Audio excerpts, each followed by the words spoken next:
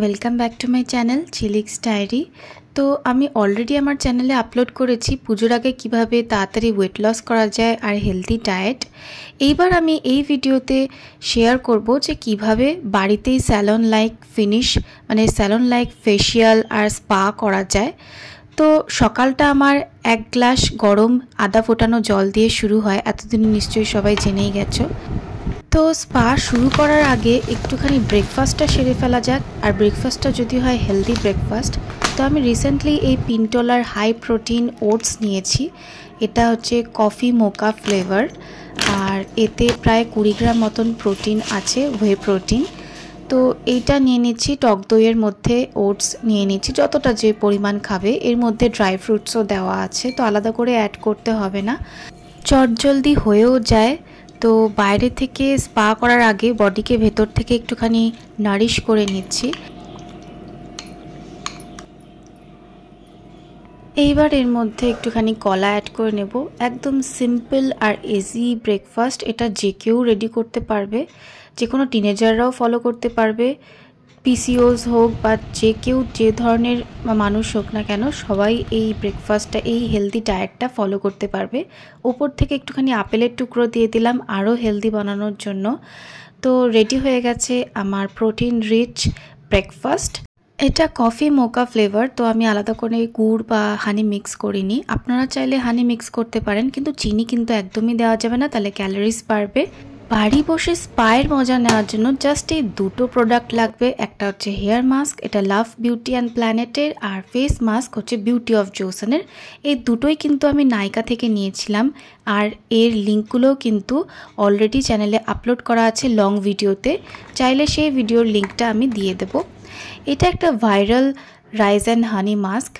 এটা যে কোনো ধরনের স্কিন টাইপে আরামসে স্যুট করে যাবে, আর ফেসকে একদমই ড্রাই করে না, ময়শ্চারাইজ করে আর গ্লোয়িং করে।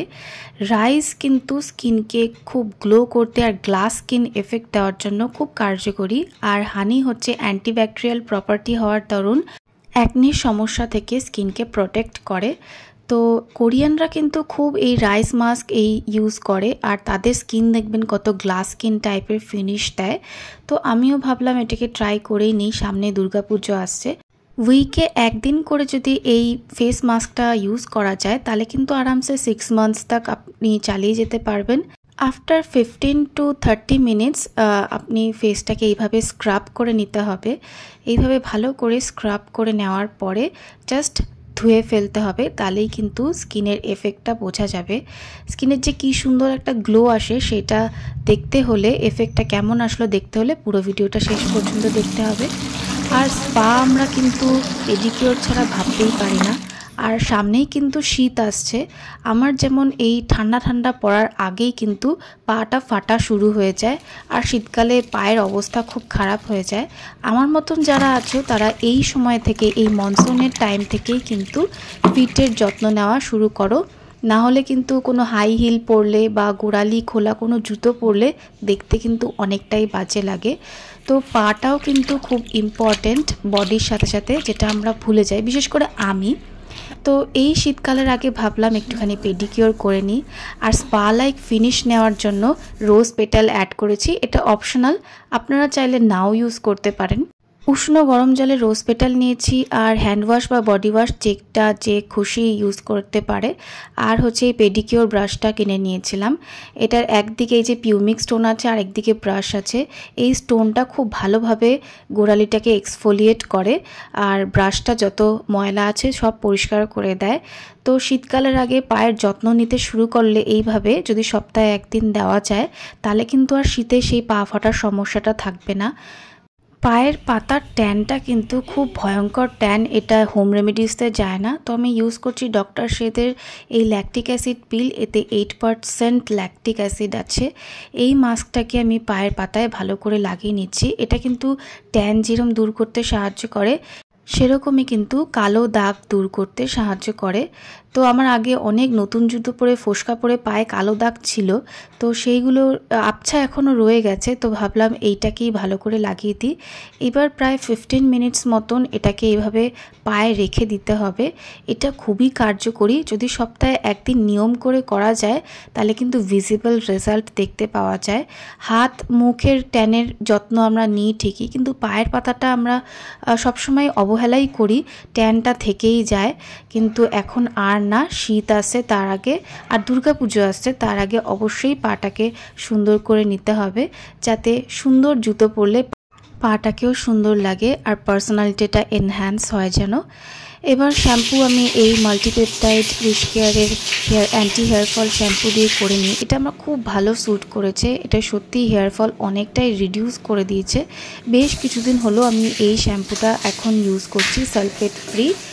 আর এই শ্যাম্পু শ্যাম্পু করার পরে জলটা একটুখানি চিপে নিয়ে ঝরিয়ে নিয়ে তারপরে এই লাভ বিউটি অ্যান্ড প্ল্যানেটের হেয়ার মাস্কটা অ্যাপ্লাই করে নেব। এইটা আমি এর আগেও ইউজ করেছি। চুলটা কিন্তু খুব শাইনি অ্যান্ড একদম জট ফ্রি ছিল, একদম ট্যাঙ্গেল ফ্রি ছিল।